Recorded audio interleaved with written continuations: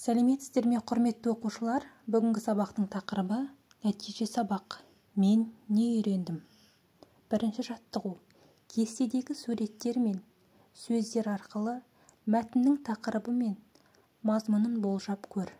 Ойыңды дәлелде. Бірінші суреттен ұясына батып бара жатқан күнді көріп тұрмыз. Екінші суреттен ұясынан шығып келе жатқан күнді көріп тұрмыз, иә? Бірінші суретте бүгін күн ұясына қызарып батса, ертең демек күн ашық болады. Демек суретке қарап мынандай тақырып қоюға болады, иә? Күнге қарап табиғатты бол. Демек мына суретке ауа райын болжау деп тақырып қойса болады. Екінші жаттығу. Мәтінді оқы. Кешкілік Әли мен Сәрсен қозыларына шөп әкеле жатты. Ертең күн ашық болады, деді Әли. Оны қайдан білдің? Деп таңданды Сәрсен. Күн ұясына қызарып батты ғой. Күн ұясына қызарып батса, ертеңіне күн ашық әрі жылы болады деп үйреткен атам. Мәтінге ат қой. Мәтіннің тақырыбы ауа райын болжау. Мәтіннен атау септігіндегі сөздерді тауып, септеп жаз. Атау септігіндегі сөздер: Әли, Сәрсен, қозылар, шөп, күн, атам.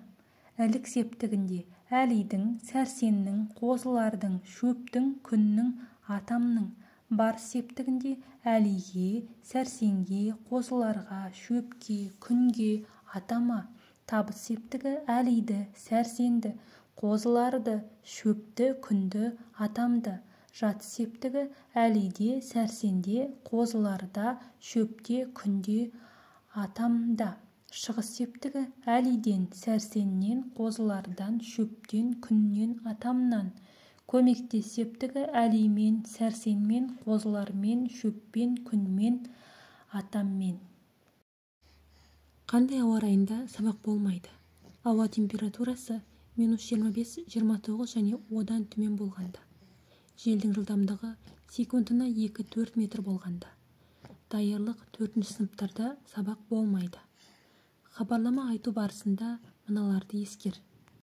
Қаратпа сөзді қолдан, мәнерлеп айтуға жаттық. Парталасыңа ақпаратты айт. Нариман, ертең даярлық және 4-ші сыныптарда сабақ болмайды. Себебі ауа температурасы -25 және 29 градус. Ал желдің жылдамдығы секундына 2-4 метр болады. 4-ші жаттығу.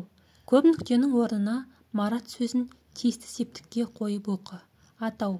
Барлығыңа үлгі болар қарақтар, байсалды да, ақылды да Марат бар.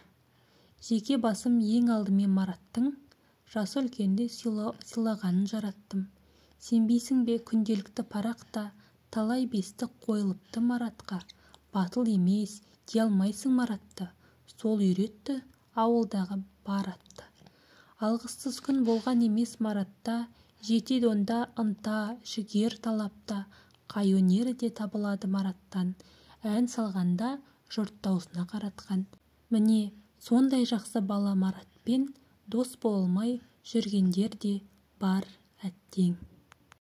Осымен бүгінгі сабағымыз аяқталды. Егер сабақ сіздерге ұнаған болса, онда міндетті түрде арнама жазылып, лайк басып, төменге пікір қалдыра кетуді ұмытпаңыздар.